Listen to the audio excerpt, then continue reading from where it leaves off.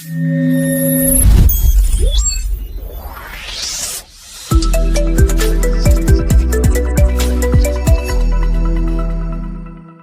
beautiful good morning once again. I just said good morning to some listeners an hour ago, and I'm never tired of saying good morning on a Saturday morning like this. My good morning starts at least as early as I wake up, but already I start at 9 a.m. to say good morning.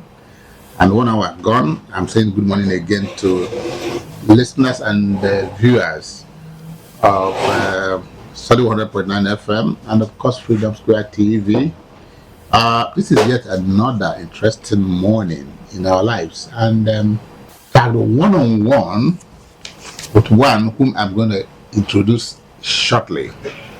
I'm not holding back on the guest's name, but this is a guest that needs to be celebrated. This is a guest that needs to have she had ticked all the boxes. This is a guest that not only this program is celebrating, the state should be celebrating her, Nigeria should be celebrating her, Omonia should be celebrating her, Ikunibia should be celebrating her, because she's just no longer an Enugu babe, a Southeast babe, but not even a Nigerian babe. She's just gone international. And sometime in February this year, if I'm right, at the National Conference Center, this young lady of exceptional media talent elected to do something that many of us are so afraid to do, to attempt to break a record of the most interviewed TV for 12 hours non-stop. When she first approached me on this, I was like, hey, I was trying to find the strength. But she kept moving, and they came, and we were all there, we were part of the guests, and we began to wait. 1 week, 2 weeks, take from February to August, the guy. The waiting can kill. And eventually, just 2 days ago, to be precise, Guinness World Record brought the news that he has achieved the feat of conducting over 100 television interviews within a period of 12 hours and she's now a Guinness World Record holder. We are privileged to be interviewing her before any other medium in the whole of Nigeria, in the whole of the world. And so this is an honor for us. We brought the honor. Thank you very much. Thank you. So for those who do not know our guests, let me attempt a description. Dr. Chiggy Chiagorom is a healthcare practitioner, development advocate, and media professional focused on advancing inclusive health and education for vulnerable populations. He is the founder and executive director of Seizure Support Foundation, SSF, a non-governmental organization providing social, educational, and healthcare support for children with special needs, with a vision of enabling them to live independently and productively.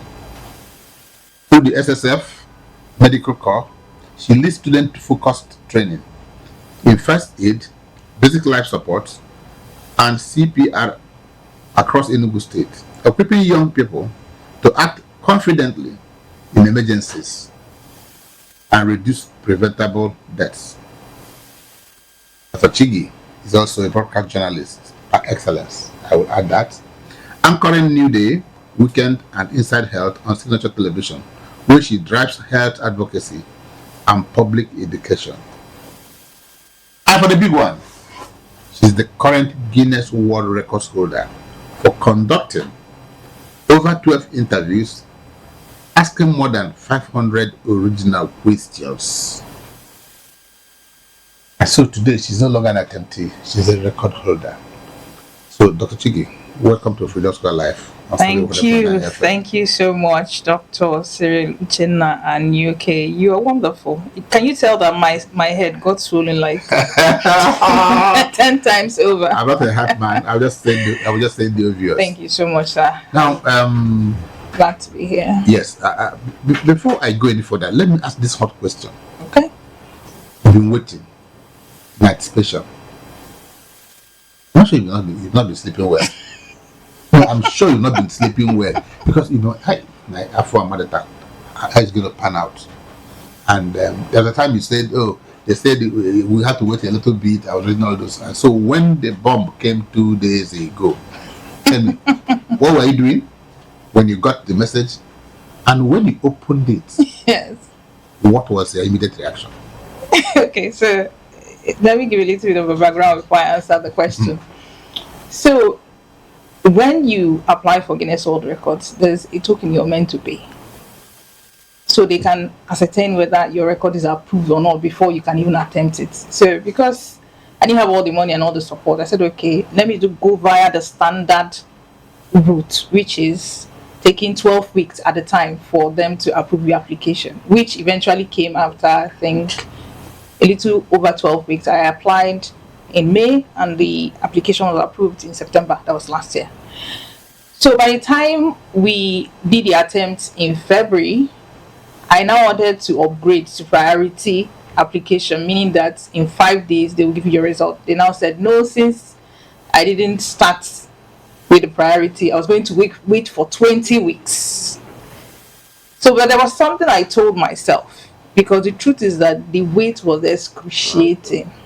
And you have people asking you, when is our result coming? Are you sure they are going to respond? By the time you hear those things, you kind of like begin to start doubting yourself. But one thing that I did was to keep the entire attempt and myself accountable to the people who believed in me. So I formed a WhatsApp group and I kept updating them monthly. Hey, this is what, how far we have gotten in the wait, trying to keep them, in anticipation of the news. But then I kept sending messages via my dashboard to Guinness World Records. And there was something they said, and that was months back. They said, you have done everything you're supposed to do. At this point, you don't need to do anything else from your end. And I also got an email from them saying, we have received your 275 pieces of evidence. You don't need to do anything. Just wait. So each time I want to get discouraged, I go back and I read those emails and I'm like, but they acknowledge that they received this thing, so they will eventually respond. But if they don't respond, I had plans of how to follow up. But back to your question now, where was I when I got this email? I had just closed from work. It was around 3:30 p.m. and I was getting ready to leave. But my mind was fixated on Guinness World Records, actually, incidentally. I told myself, what if this email comes today? I still waved it aside because every day I think about it and it never comes. So as I left the gate of my office, something just prompted me to have a look and check my phone. And immediately I opened my phone, I saw Guinness World Records notification. I started shaking instantly. I didn't know whether it was, yes, you've been, approved, or no, you didn't make it, or, any of such kind of information. So I gathered myself. I sat down. I remember sitting down, I sat down along the road. Because you were out of your already. Yes, I was out. I was towards the gate. So there's a seat out close to the gate. So I went and I sat there. So I turned on my phone. I was reading, I was shaking, but I couldn't read anything, but I saw where they wrote, you are now the current world holder, and I screamed. Oh my God. And how did I scream?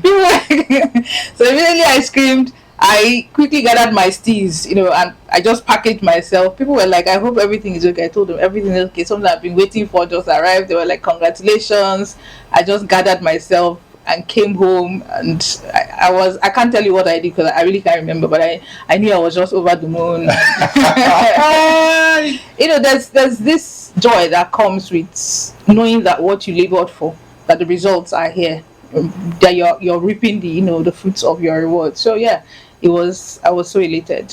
Yeah. Hi. still elated. I'm still over the moon. Hey.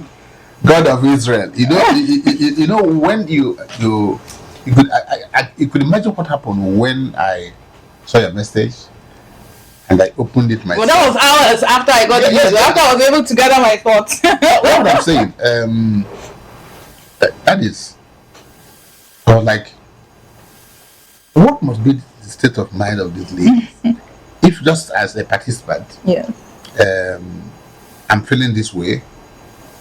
I'm feeling that not only will your name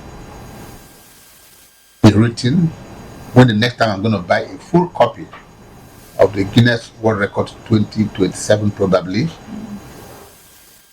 your name, perhaps maybe your local government, your state, and Nigeria, you have placed Nigeria in the world map.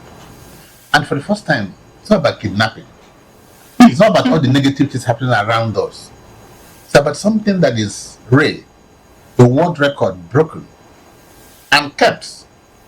Only knows who will attempt to take it away from us. I'm not sure it's not something going to happen in a flash. Absolutely. So I'll get to that in a bit. I'm sure a lot of people may not really understand that. Okay, before we keep on discussing about the experiences, because it's very, very important. Yes. We'll capture the gold, diamond. It's now in our kitchen. Now, but the journey was long, drawn, challenging, nerve-breaking, and so I'm asking you a lot of questions. Well, I'm ready. But let me start first of all. What attracted you to broadcasting? You're a health practitioner. Yes. So I'm not sure you embarked on this because you're a health practitioner. No. Okay. So what attracted you to broadcasting, television, and interviewing? Because maybe that's where you drew your strength from. Yeah, it's a whole lot actually. I remember when I was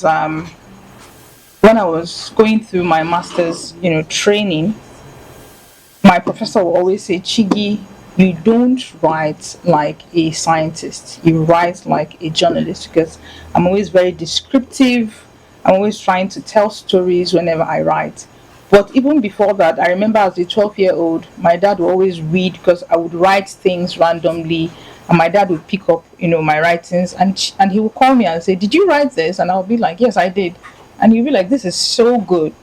But I remember that sometime when I was waiting for my admission into the university, that short period of time that you get to stay at home, I would watch talk shows. Phil Donahue, he was the king of, daytime television in America in the 60s, and Gayle King, and of course Oprah Winfrey, who is like the greatest of all times when it comes to, daytime television, how she, was labeled a failure, and then she turned it around into a multi-billion, dollar media asset. And I told myself, I love what they are doing, although I knew I was going into health, because growing up, if you had a certain level of intelligence, your parents definitely will push you towards the health sciences, whether you liked it or not. But I always saw myself, feeling, having a feeling of what it would feel like to sit at the other side, of the camera, talking to someone, and then I would take down the cast, the crew members, people who made this thing come to light. I was okay, there's a producer, okay, there's a set designer, okay, there's an editor, there's a script writer, and things like that. But then I went into school and I forgot everything about my love for media. But then I came into the NGO, the development space, and I saw that I needed to learn communication, effective communication, to be able to sell my vision and have people buy into whatever agenda I wanted to sell. So fast forward to 2021, I saw an advert online, random scrolling, about a presentation training at WABMA, of course. And I was so elated because I was living on that particular street, if you know where WABMA is located. So it was just come back to work and just dash down a few blocks down my own house and get the training. So I did go into the training. That was where I met Uncle Kevin Ejiofor and Jide Ato of blessed memory, and I had that training. Then a few weeks after graduation from WABMA, I get a call and they say, you Dr. Chiggy, and I'm like, yeah, you are being invited to an audition. They're looking for someone to do the fake news debunker, to be the anchor for the fake news debunker, YouTube show. And I went, of course, and I was like, I was shocked though, but I did go because I was excited, and eventually I was picked. So I started the fake news debunker, did it over, a few months. Then Signature TV came calling, and everything, like they say, became, history. Then fast forward to 2025. Where I met you? Yes, that was right. You did actually interview me at Signature TV. Well, that's a story for another day. Was it that the bounce your talent on me? No. You rubbed off on me, actually. So, that was the period when Hilda Bansi did her first challenge, and then this other girl that was in Big Brother, what's her name again? She did hers too, and I was like, what's the rave about this Guinness World Records thing? Let me just research it. You know how journalists can be. Let me just see if I can do a piece on this. And while doing it, I got carried away because I saw things, and I'm like, come, we can actually attempt this. And I saw this category that was like an intersection between the two things I love, healthcare and journalism. And I went through, the requirements, and you know how when you are bitten by a bug, you cannot just shake it off. Yeah. And long story cut short, I went for the attempt, and here we are. Okay, we'll just get to that. So, I want to talk about those who inspired you, the broadcaster, journalists, and communicators you met from WABMA to Signature Television, where our paths also crossed. Yes. But let me ask you, what were the early challenges you encountered in turning from a healthcare worker, so to speak, to a journalist? Yeah. What were the early challenges you encountered? Well, was it rejection, or was it what were those? Okay, so there are two sides to it. The personal conflicts, having to juggle two very large, professions, and then the external. So internally, it wasn't such a fight for me because I was able to find a meeting point, because one was something I loved. I loved both, but one came naturally to me. Yeah. So it was easy for me to juggle both. It was easy for me to set out schedules that worked. It was easy for me to, carry out my day job and still have time for this extra one. It was quite easy. One actually segued into the other one nicely. It wasn't so much of a conflict. But the major challenge I got was from external.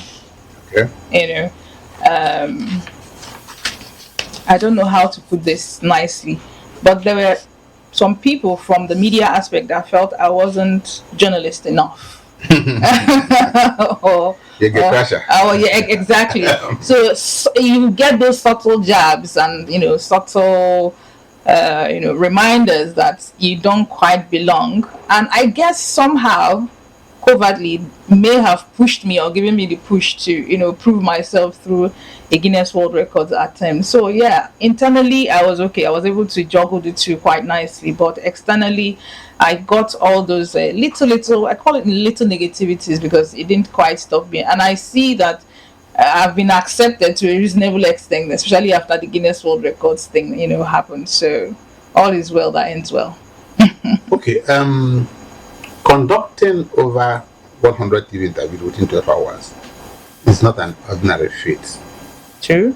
So how did you physically and mentally train for hours of uninterrupted talking and active listening? Okay. So I'm thinking of where to start because it's a lot. It's a lot. Okay, let's start with mental. I'm someone who role plays in my head. I don't know how to. I imagine things a lot. So sometimes when I have the free time, I'm already imagining sitting for hours, asking questions, the questions I'll probably ask. And I can do this for 2 minutes at a time, 3 minutes at a time, depending on the amount of time, that I have to spare. So I do a lot of, I'm thinking of the word meditation. It's actually meditation because it's mental work. And then I do a lot of confession. I had a particular confession, and I made it so easy that each time I remember that I'm going to break a world record, I say it out loud.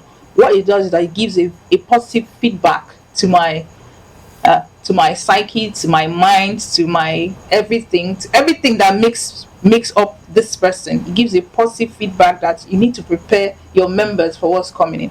Because I say I'm so happy and grateful that I've been able to break a Guinness World Records for most TV interviews conducted in 12 hours. It was so easy. Whenever I think of it, I say it. Whenever I think of, so what it does is that it suppresses the fear and it enforces, my faith. So I did a lot of mental work. Then physically, I actually got a trainer. So nothing out of the ordinary, but I did strength training. I did a lot of aerobics every Saturday, to get myself ready physically, and it really did pay off. So those are the two major things I said. I think I did, and then I did research because I had to find out a particular framework that will work for me. I had to generate over 500 questions, so I had to come up with frameworks to interview people that I'd never met. Yeah. I'll give you an example. A lady walked in and sat down. This happened actually during our mock, rehearsal. So when she came in, I'd never met her before, so I don't even know a thing about her. So when she walked in, I knew she was a tomboy. So as she sat down, I didn't want to start with a generic question. I said, "It seems as though you love sports." That was a question. Before we were done, she was even telling me things about marriage and her parents. So those are the things I did. I did my research, got my framework that I'll use to generate these questions, prepare myself mentally and of course physically. Okay. Was there a time you doubted yourself? Plenty. You mean during the attempt or before the attempt? During the attempt, no, before the attempt, while you are preparing, Plenty. and then the process was on. Were there moments? And is there any moment you can say where your toughest in that 12-15 hour stretch? Mm-hmm. Is it the 11th hour, the 10th hour, the 9th hour that you felt inside exhausted, tired, weak legs, and all that? Can you share a bit of that? Let me start from the last question. During the attempt, I was a different human being. Okay, so I'm saying this with all humility. Even before I went into media, I was into music. I was the music director in my church. So I handled the mic even far before I started handling it as a media personality. And there was something that people always tell me, that once you mount the stage, you become a different person. I notice it. Personally, I'm an introvert. I would prefer to sit on my own and not talk. But once I mount that stage, I'm a different person. You're an extrovert. I've become an extrovert. Exactly. I've become people who knew me from my later, they don't believe I'm an introvert, but I am actually an introvert. So when the attempt started and I mounted the stage, you do know that the first 3 hours was voided. I would say that was the weakest. Yes. But it lasted momentarily, that feeling of exhaustion and disappointment. Because I remember somebody, I think it was my project manager, telling me, because immediately they said that I wanted to raise my hand like this on top of my head. He said, bring your hand down, go and start all over again, nothing spoil. So immediately he said that, I just turned, went and sat down, took the date that they dropped for me to keep my blood sugar level up, took it, put it in my mouth, and I said, let's go. I recalibrated immediately, and we started. So I would say that was my weakest, point. But even after the 12 hours, was exhausted, I was even willing to go an extra 1 hour. I can't explain it, but that was how I felt. I didn't sleep. Others were sleeping after the event, but I didn't sleep. I was awake until dawn. But were there times that I was disappointed before the attempt? 1,000 times. 1,000 times over. I've even cried. I weep in the nights when nobody knows, and I'm like, who asked me to do this? I mean, the seed money that I used to start this, or people did support me, but I had seed money. I should have put it in stocks, or or bought a piece of property somewhere. Why put it in this way? Because it gets so tough, and coupled with the fact that our Enugu people, I believe that with this feat now, their eyes will be opened a little bit to understand the importance of what it is we are doing. Our Enugu people don't understand this Guinness Book World Record thing, they are like, what is the monetary value? They don't understand that there are assets, there are intellectual property that are not physical assets.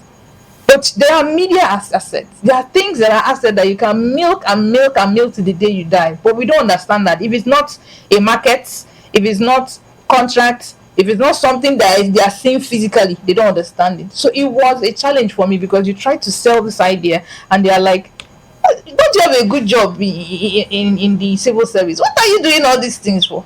And each time you get that, you get disappointed. But the good thing is that we have internal mechanisms that tell us, regardless, you have to push forward.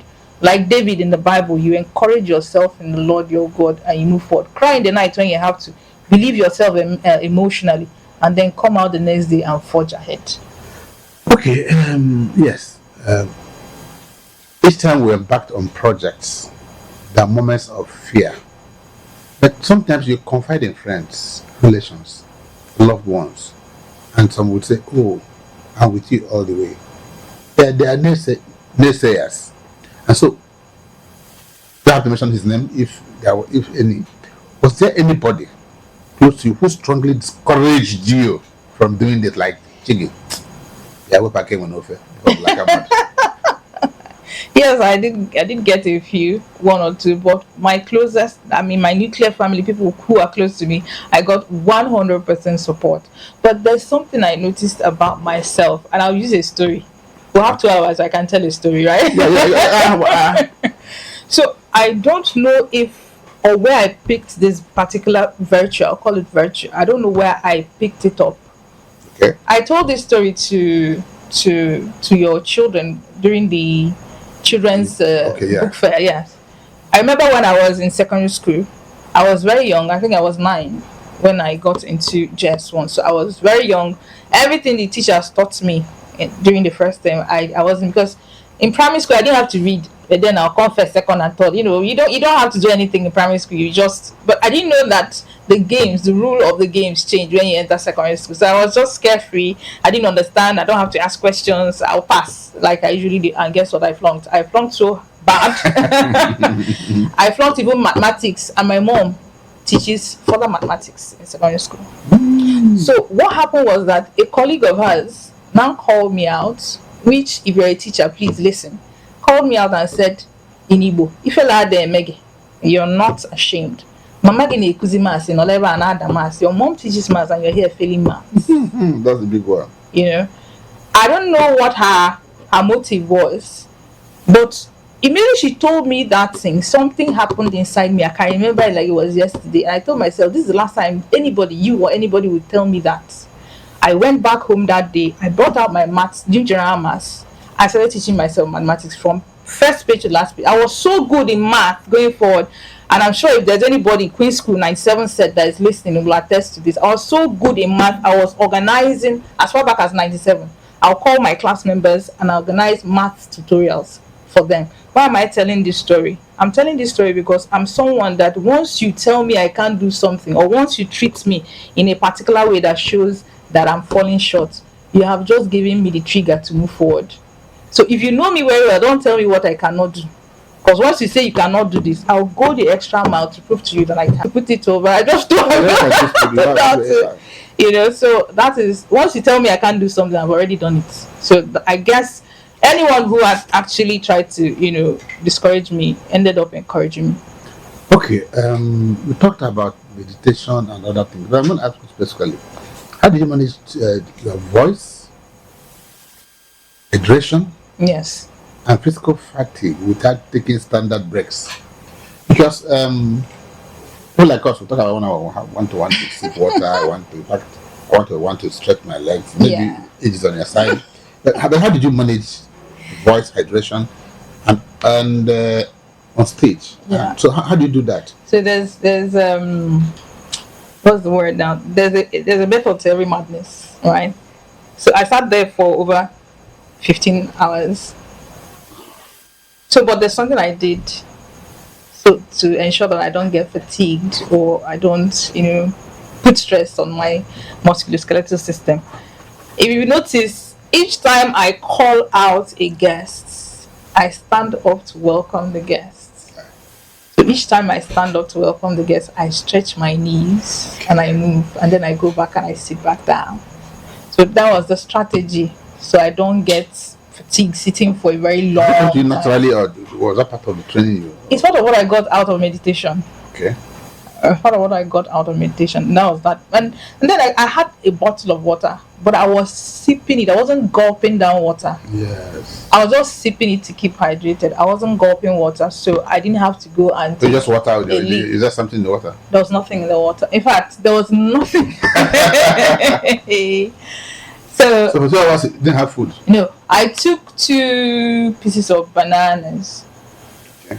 Why did you go for bananas?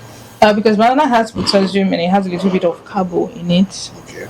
It digests easily, So I just took that as a base because I knew I was going to be taking dates intermittently. Okay. Yeah, so that was what I did. Go back now to that date. Picture. Can you remember the first person interviewed? Yes. And what was the energy in the room like? Okay, so the energy was electrifying because by the time I introduced the program, I had people screaming, although Guinness World Records, because you have to follow the guidelines. Okay, yeah. They said there must be a loud opening and a loud closing. Like People, yes. So I got that. So immediately I came off the mic. Good morning, everybody. Welcome to New Day Special. It's a Guinness World Records attempt. I am your host, Chiggy Chiagorom. Everybody was already, applauding, electrifying the atmosphere. So I was supercharged. Actually, I was supercharged. Not forgetting the fact that you should always, I don't know, we're mostly Christians here, but for me, meditation works, prayer works. So before you step out to do something crazy like I did, meditation works, prayer works. So I guess everything works together to, help out. Okay, I knew you were expecting over 100, about 100 guests. Mm-hmm. But at what moment did you welcome guests that you call extraordinary until like, oh, they were able to make it, they were able to be here? Hey. Because it's not always every time you invite people that, especially when some people have to wait for a long period before it's their turn. So, can you put us through that moment, even while maybe you cite them, even before they come before you, or that played in their mind like, oh my God, how am I going to do this? How long am I going to keep this guy? Because you can't get up to go and talk to him. So, you're like somebody in a cage. Immediately I got up there, I was handicapped. I could not. I'll be seeing things, but I can't react. I can't react. So, let me just say this. After the Guinness World Record, I just told myself, Chiggy, you this small girl, you have a big God and you have people who love you. I have what I call the interview management team.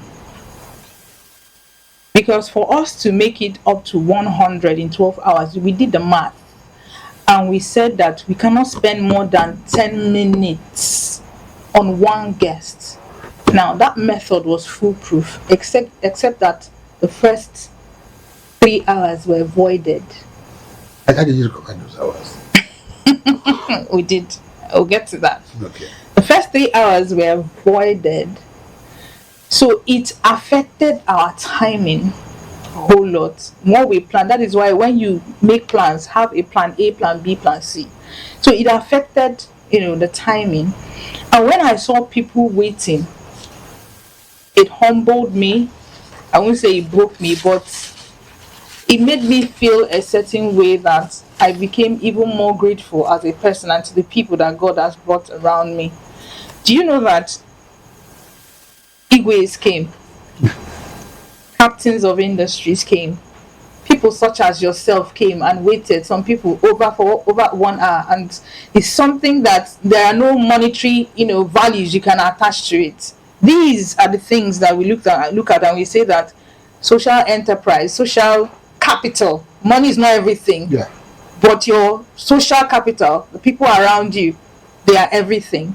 So if this is a good time, I'll actually want to give a shout out, but maybe there will be a special time to give a shout out to all the guests that came. In fact, people met me and said, Chiggy, we don't even know you're like this. Do you know we saw this person? Do you know? And they came and they stayed. So it's something wonderful. It's beyond me. I don't even know what to say. Okay, that's quite interesting. You know, you sound as if all went well. But I know that, I make it look easy, right? yes. It all went well. That I know sometimes even for the best of Project management. management and interviewers, that sometimes you get on stage and temporarily you forget one or two things, either a name, either a question. And so, was there any point when you forgot to ask the appropriate question, lost your train of thought, or felt mentally overwhelmed, by that? And if there were, how did you recover? Okay, I don't want to sound superhuman, but I told you earlier. I told you earlier that I had a structure. From this is a trade secret, my personal trade secret. Of course. So once I have a first question, I always coin my subsequent questions from my first question. So, as first questions, if I know you, I divided my interviewees in my mind into people who I knew and people who I did not know. People who I knew, I know already their background, what they do, what their interests are. So once I see you, I know what to ask you. And for those you do, hold on. Yes, Hold your horses.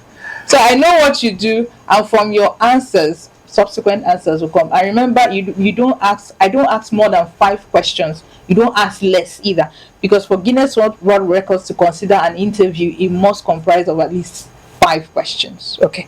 Now back to those that I did not know. I told you the story of the young girl that I did not know. Immediately I looked at her, I saw that she was a tomboy, and my questions flew. But for those who don't have any apparent, anchors for questions, Yeah. I had a list of what I call general questions. For example, if I met you and I did not know you from Adam, I could be like, what would be the most interesting thing about you that nobody knows about? That's the first question. From there, you can tell me all manner of things, how you climbed Mount Everest, and then I'll ask you a question. How was your experience from climbing Mount Everest? And then you tell me stuff from there. So there was no time I lost track of my thoughts. This is quite humbling, really humbling. Yes, we talked about challenges, Yes. and I'm sure there's no way you go through 12 hours or more than that of interviewing people that you will not encounter face challenges. And of which one do you think mattered most to you? Was it actually the physical fatigue that you overcame, or is it the mental fatigue, or is it the pressure of knowing that every minute was important? Okay, so let's leave me. Because I handled my own months before I came there. Like, I've already broken the record. I've already attempted the record before I physically did. So let's leave my own. So I don't appear as though I'm infallible. Let's talk about the external challenges. First was when the power went out. And the second was losing interviewees. And you know that we had to have at least 100. And the first batch had already left. Yeah, those interviewed in the first 3 hours. So at this point, I have to bring in my team. Like I said earlier, if you have a formidable team, 50 to 60% of your problems are already solved. While we were there, after they had voided the 3 hours, I had my team members send out SOS. We need interviewees. Then I was still around when that thing was happening. They went out grabbing people to come and interview for a Guinness World Records attempt. I had the best team for that event. But I did not raise a finger because I was already in the spotlight. Yeah. But I had people doing the work for me. So from where I'm sitting, I had no problems. So for the interviewees, people made calls. In fact, one of my witnesses, who is a lawyer, he's a lecturer though, put a call through to his department. Someone sent a bus and they picked students from the uni and brought them to be interviewed. So it's not even about my challenge. Yes, it was my challenge, but I didn't feel any heat from it because I had a team. Then the second challenge was power. Yeah. So the arrangement was, because Nigeria is Nigeria, we don't have steady power, and Oyibo doesn't care that you don't have steady power, because the evidence, if you break up the evidence into one gig of data, one gigabyte, and you stop at 11:59, the next one better starts at 11:60. That shows continuity. That shows that there was no time you went to lounge and then came back to continue. So what that meant was that power should and must be on for 12 hours. How are we supposed to achieve that in Nigeria? How do you manage the power? I got a team. What did they do? I know a lot of people that are into solar. So I got someone who was really good, an engineer. We brainstormed, and then the staff of ICC, their technical staff, kudos to them. We had a meeting. I was like, guys, this is a challenge. What do we do? That they were going to plug it directly into the ICC feed or whatever. I don't know the technical terms. But what that meant was that once they take light, once power goes off, this one comes on automatically, right? So it happened the first time when the interview started. I think into the second hour, power went off. And once power goes off, some of the lights will go out. But the cameras will be on. Some of the lightings will be on. The mic will be on. So whatever happens, even if all the lights go out, the camera is on. You keep on talking. You keep on talking. You don't stop. So it happened the first time. They told me to keep going. And once it happens, from the side of my eye, I'll see my people running out. Oh, my team, my goodness. I don't know what I'll do for them. Even people who were not part of the team. Even the ICC staff, because they were telling me there was a particular time that light tripped off. So the inverter came back. So they wanted to go and switch back because they had brought light, but the switch was not budging. They said people knelt down and were praying in front of the changeover, because the inverter had limited time, to carry those, and it was towards the end. I think it was about the 10th hour, the 11th hour. So I had challenges, but I had people that were just. Somebody sent me a message and said, "You see, for that your attempt, both God and man were with you." Okay, before we just go any further, let me just ask this question, and I want to be as honest as you can without ruffling some feathers. I've watched Guinness World Record attempts in various parts of Nigeria, and one that appeared so quite media robust. Was the jollof rice thing. Yes. And the governor of the state was. I don't know. Some lot of things happened. Now, what kind of institutional support, if any, did you get from captains of industries, government people, non-governmental organizations in the Southeast? Yes. There's something one of my mentors used to say that formed a kind of mantra in my mind. Enugu newe toko. I'm someone that is a firm believer in this state. I'm someone who believes that whatever is in Sokoto can be found in your Sokoto. I could be wrong, I don't know, but that's what I believe in. One of the reasons why I went out to do this was not because I knew I would get the kind of support Hidabasi did. When we were talking earlier, I told you that even trying to sell the idea to some people didn't even yield anything. They don't see it. I don't know if it's because we're a civil service, oriented. No, in a long time we disagree. We're no longer a civil service state. But I don't know what to pin it on. The reason why we are not so open to things that are not physical assets. So we don't understand it. So what that resulted into was the fact that I didn't get as much buzz as Linda Bassi, and understandably so. I tried to get through to the government house, but I cannot tell you why it didn't happen. Because one of the things I expected was the fact that since I wanted to do this for the states, because it was basically Enugu to the world, showcasing Enugu's tourism, healthcare, infrastructure, and things like that, at least to get the ICC for a subsidized rate. If they can't give it to me free of charge, I understand. But that never came. But it's okay. Because for me, it's a win. There's always a first time. There's always someone who breaks the ground for others. Yeah. And if that is what we've been able to do, then we have succeeded. We mustn't be the one I mustn't be the one that is like Enugu's Hildabasi, no. But if I'm recorded as the one who opened the path for other people to break these things and get the publicity they need, then we must have succeeded. So we are packaging this particular award not just as Chiggy that broke an award, but an international asset that the states and the actors involved can reap from. That is what we are packaging it as. And once we're able to succeed, I believe we've changed the paradigm and we've changed the mentality of our people. Okay, now that we are no longer looking for recognition, we already have the recognition. Absolutely. Now they're no longer looking for the award. We already have the award. Now they're no longer looking for the record holder. We already record holder. Yes. So what is or your plans going forward? Because you can't lit a candle and put it under the table. Sure. This candle must shine brightly. Yeah. And so without revealing much, what's next? What's next? I'll be very careful here because I'm not supposed to. That's what I said without giving details, but you know. I don't want to spill the bean. Yeah. God has given us a platform. You see all these people that are well known, influencers, artists, actors. It's not just the fact that they are well known, it's the fact that God has given them a platform. In my case, I call this an asset. Big asset.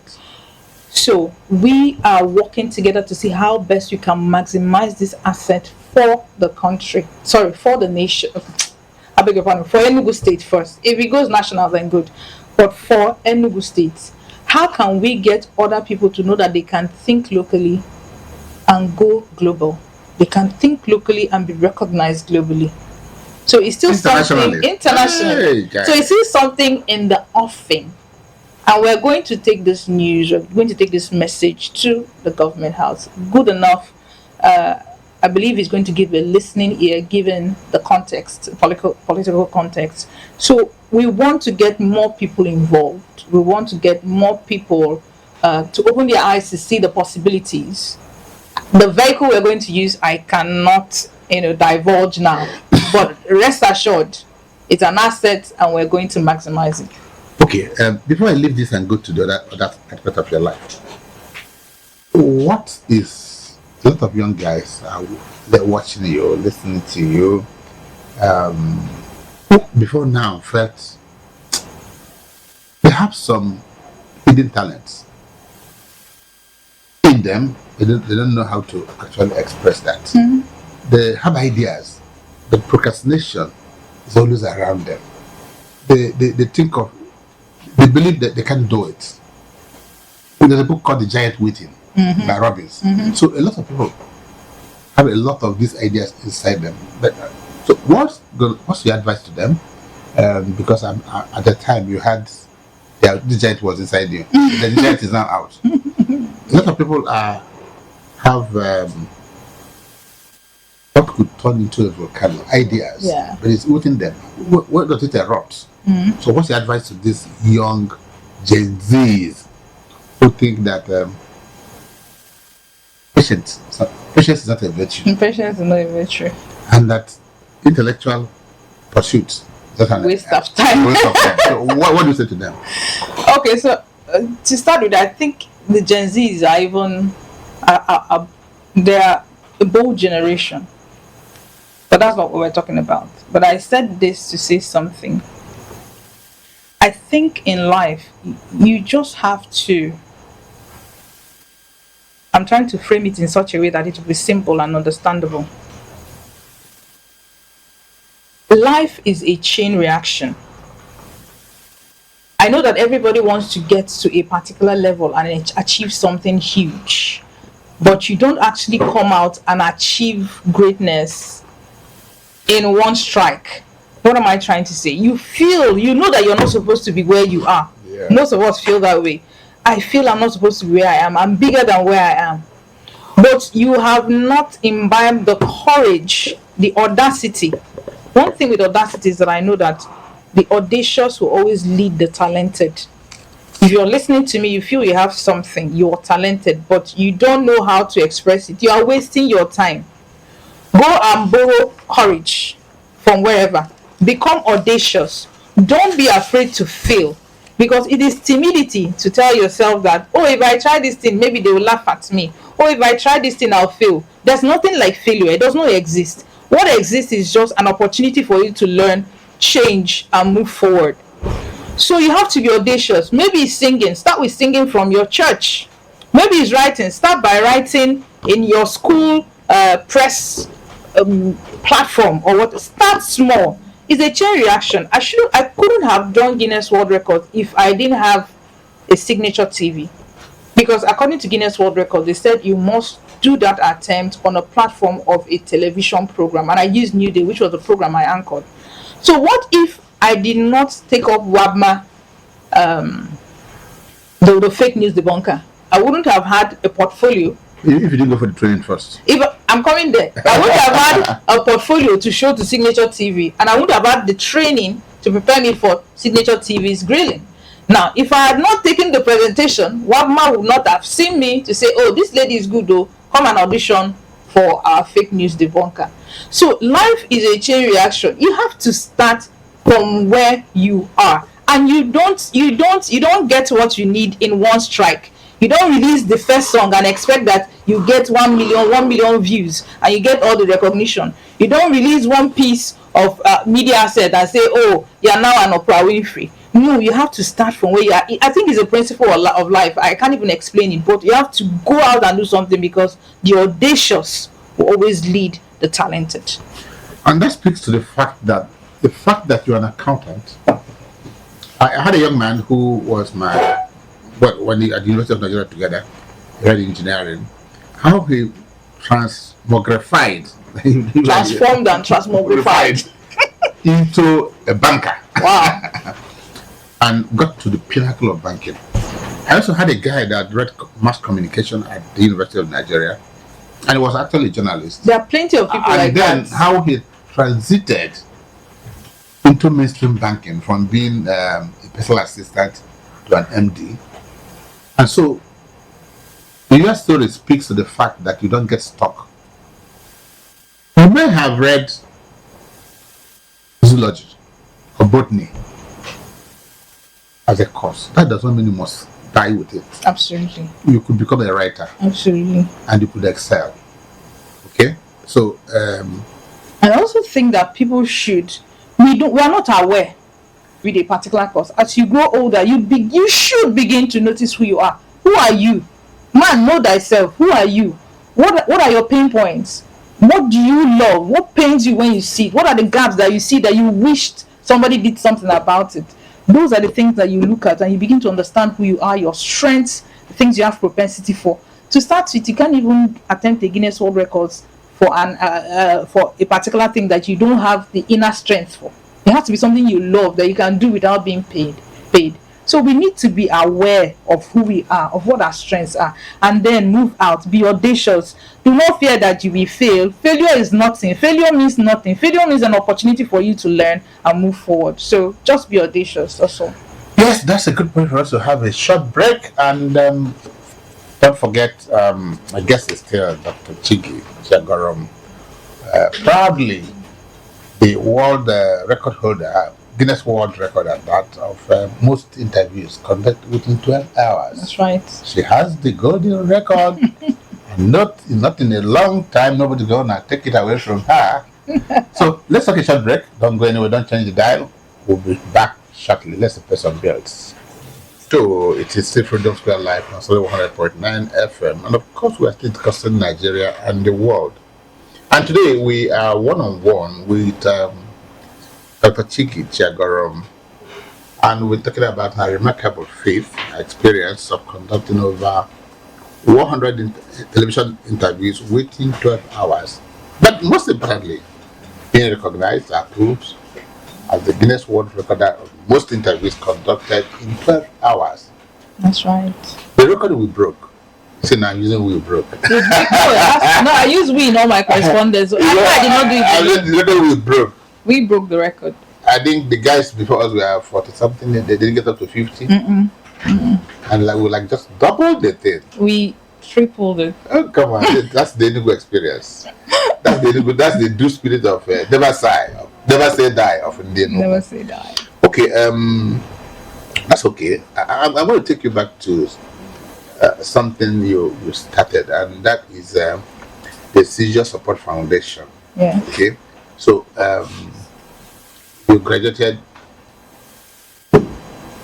What branch of medicine do you actually practice?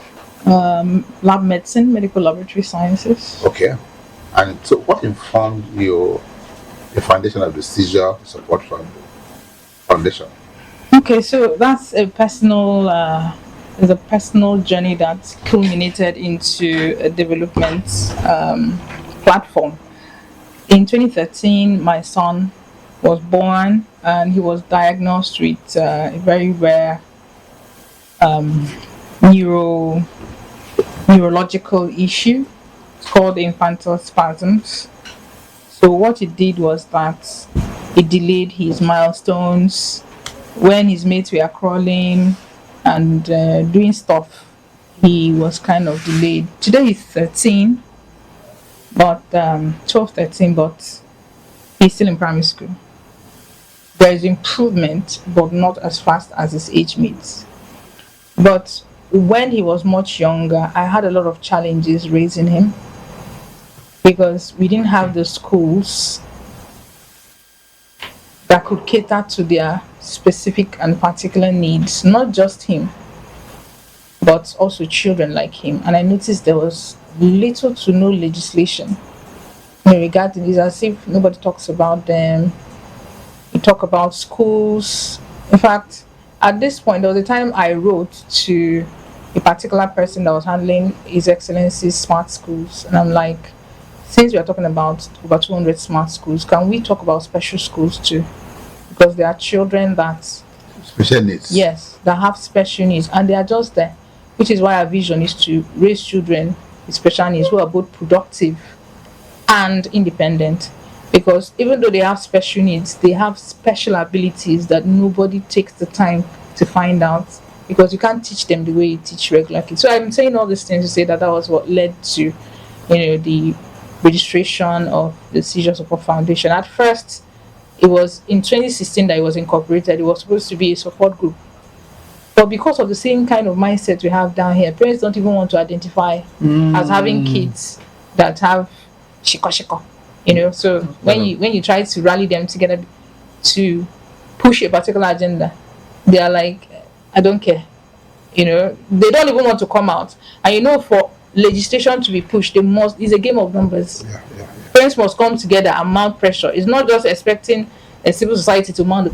Parents must come out and speak from the bottom of their hearts, and then maybe governments will listen to them. But the support group thing wasn't happening. So I said, okay, how else can we intervene? I'm a health practitioner, so we brought in the health aspect. Their children were paying for their school fees because there's a therapeutic daycare center in Enugu. So what we do is that we look at those families that are not able. They're not even able to cater to their children who are, tagged in air quotes now, normal, let alone those who have special needs. So we pick those children and we pay termly for their school fees. I have associates, some in Nigeria, some outside, that will tell me, okay, I want to adopt a child. It doesn't come all the time, but I have people like that, and they pay termly for these children. So that's what Seizure Support Foundation is basically all about. But then I saw another gap in the health sector, which is the area of first response and a medical emergency.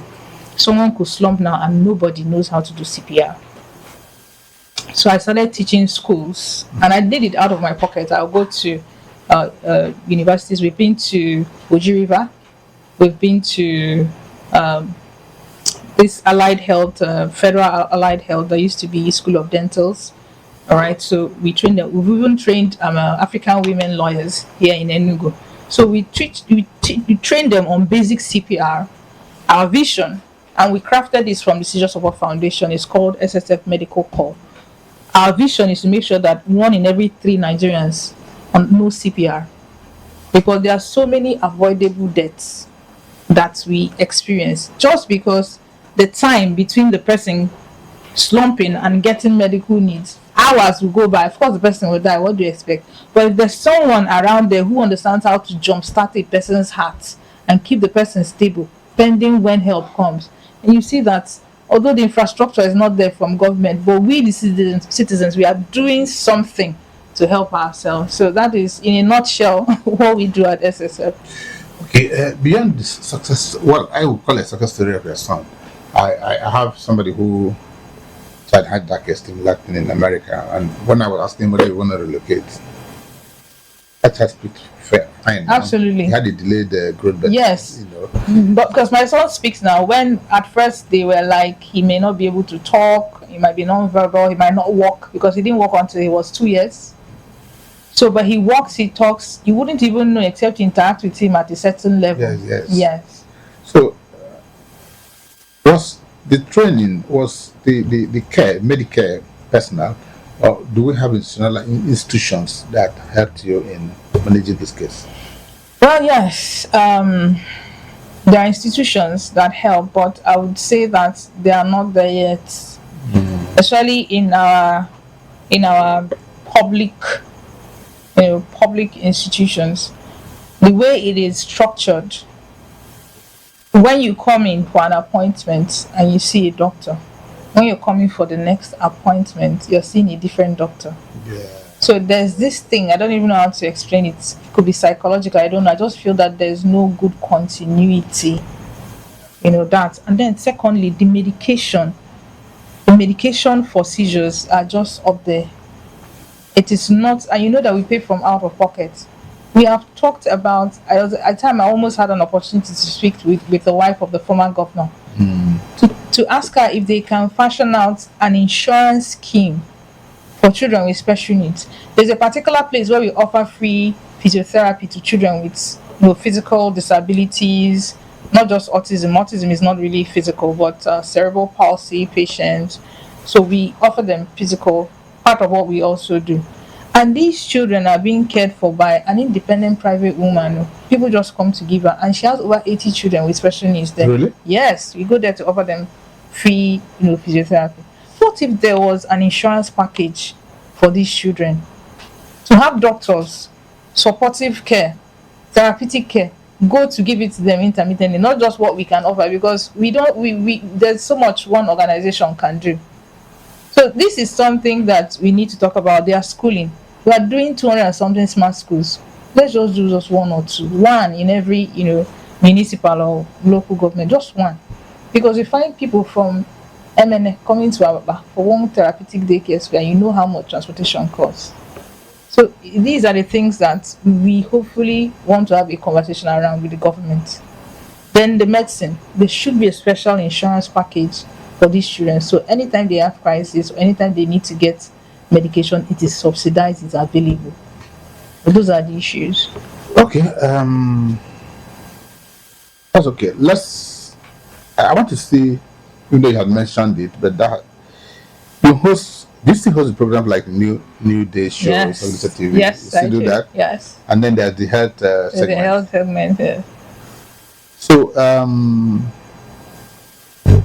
from the outsider, insider, or insider, outsider that you are viewed.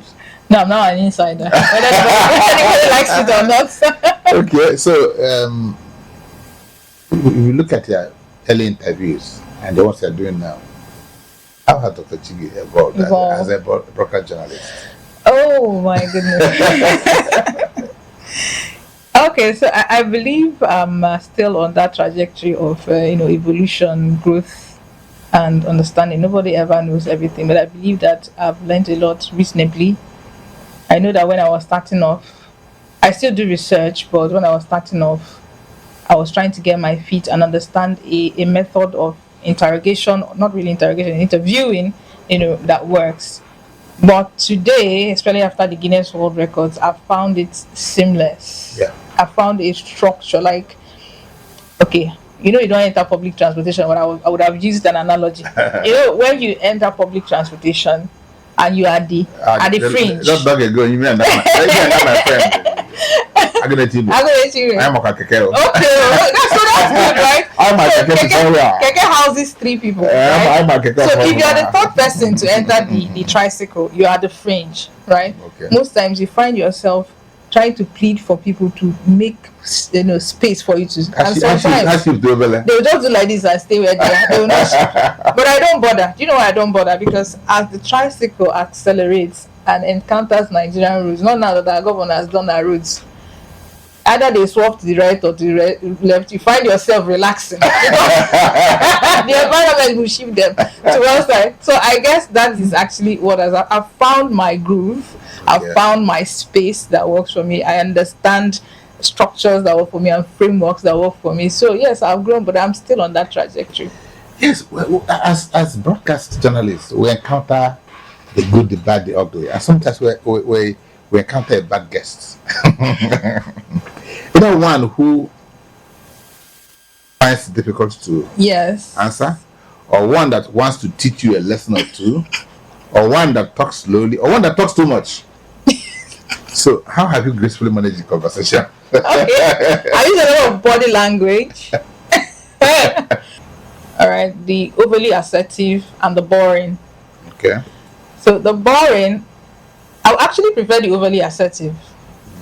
I remember interviewing a particular, guest. It was on Zoom. It was virtual, and the guy kept, jabbing me, hitting me with low blows. But I told myself I was going to keep my calm, because one thing I learned is if someone is trying to escalate and you escalate with the person, you make a mess of the whole thing. But if someone is escalating and you are de-escalating, you kind of like balance out the whole conversation. So he kept throwing jabs at me. Didn't you do your research? Go and check well. You are so wrong. He was just that person. But I was able to keep my calm. I apologized. I still went back to my original, question. I'll reframe it, because I noticed these are tactics they use to throw you off. Yeah. So that's aside. But there are those that are overly boring. Oh my goodness. You're trying to bring out, and one thing with interviews, I don't know if it happens to other people, there are guests that they draw out the best questions from you because of the way they deliver their responses. They draw out the best, but there are some that are so boring, and when you're asking the questions, it's like somebody is pulling you out, you're just dragging. So those ones, when I come across them, I'm just marking time and waiting for time to elapse. But for the overly assertive ones, I try to de-escalate and level out the whole conversation. Okay, you watch around here, around the studio, just in the studio, you want young body, aspiring broadcasters. Some are starting small, some are starting. Actually, you almost started big, because from your training, you went to Wabma to Signature. That some they may not have that opportunity. So, from your experience, what would be advice to them? Because a lot of people want to be in the industry. Institutions that will guide them are few, very, very few, especially in this part of the world. So, what would be advice to them on how to gradually grow from tutelage to becoming a broadcast journalist? So no two individuals have the same process, but the principles are the same. Yes, it's true that I went from WABMA, from training to WABMA, then to Signature, then to Guinness World Records. It's true, but if I was younger and I didn't have all the experiences I even garnered doing my NGO, doing my work, as a healthcare professional, in which period of time I garnered a lot of social capital. Don't forget, it was someone I knew that introduced Signature, or introduced me to Signature TV before I was called. So social capital has a lot to come to play, because I'm saying this because a younger one might be looking at me and saying, oh, I want to go from maybe Solid to Arise TV. It's possible. I'm not saying it's not possible. But just understand that before someone makes that leap, there are things you don't see at the background. I'm saying mine was my social capital. Yeah. People that I had known, served, all those years before coming into, journalism. And they actually believe in your capacity. And they believe in my capacity. So even if you had the social capital and then the capacity is lacking. Absolutely. So it's those two things coming together. I don't want to go metaphysical now, but there must be a lock and a key effect. You must have the talent or the skill. When the opportunity comes, it's like egg and sperm and ovum. give birth to something. So okay, you can ignore that if you don't understand it, but you must be prepared for opportunity, because in that small space where you are, opportunity will definitely come. But the question is, are you aware? You know, I mentioned awareness. Are you aware enough to know that this is opportunity? Because the younger ones, they don't want skin pain. They are no dirty, no touch, don't disturb me. Opportunities usually come as challenges. They usually come as work. They don't come as, oh, I'm this big opportunity. But are you aware enough to identify and to grab that opportunity? So that is one. So keep working where you are. From where you are, life is a chain reaction. Opportunities will be opening, you'll be grabbing them, and before you know it, you won't even recognize yourself in the next 1 or 2 years. Thank you very, very much, Dr. Chiggy Chiagorom, of course, for joining us today and for sharing your remarkable journey with us and sharing your success story Thank you. with us. I've learned quite a lot. My oga. I've learned quite a lot. I'm humble though. Patience, in perseverance, in resilience, in determination, in never say die spirit, in never quitting, even when the odds seem to have overwhelmed you, and then the patience to wait, the courage to dare that you exhibited that brought us this far. And I will look forward to exciting moments. Like a lizard, it is fall apart. Wait from a tree. I looked around. Accolades. I know my colleagues. He said, if you don't greet me, I greet myself. I greet myself. So while we're waiting for our people to keep on appreciating what the Lord has done, don't hesitate a moment to celebrate yourself. I appreciate you. The feat is uncommon. It didn't come on the platter of gold. It's an international, world recognized feat. It doesn't come from cheap people.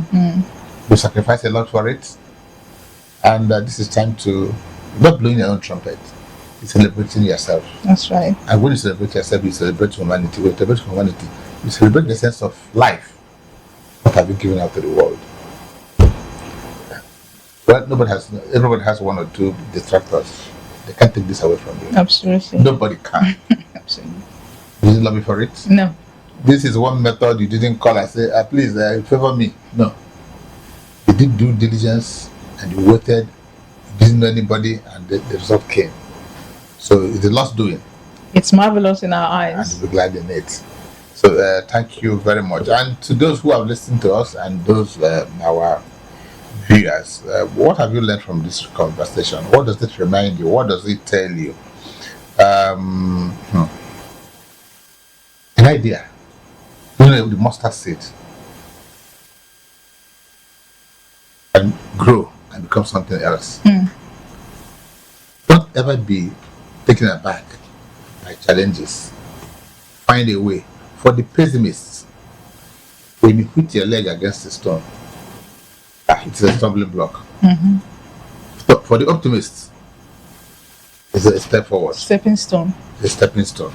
So for every challenge you face, please profit from your failure. Sure. Profit from your challenge. Learn to dot your I's and cross your T's. The difference between a dream and an achievement is not merely desire. It's actually the interpretation. It's the preparation. It's of course the discipline that Chiggy had, of course, exhibited. It is the courage. And of course it is the resilience. And sometimes and most times it is of course the willingness to continue when the body is tired. True. When the mind is under pressure and when that outcome is uncertain. And so please ask yourself instead, what preparation must I do? Must I perform? Where do I need to learn from? If you listen to her, I'm sure when I say I've learned, that only is a continuous thing. Sure. It's something you do. What sacrifice must be made? Sacrifice is very, very important. And what step can I take today? You see, you have ideas bubbling, but you don't know where to start. Start today. Start today. That is how extraordinary journeys begin. Of course, this has been another exciting edition of Freedom Square. live on Solo 100.9 FM. And until we meet again, keep asking questions, keep pursuing knowledge, and keep believing that there is more inside you that you may currently realize.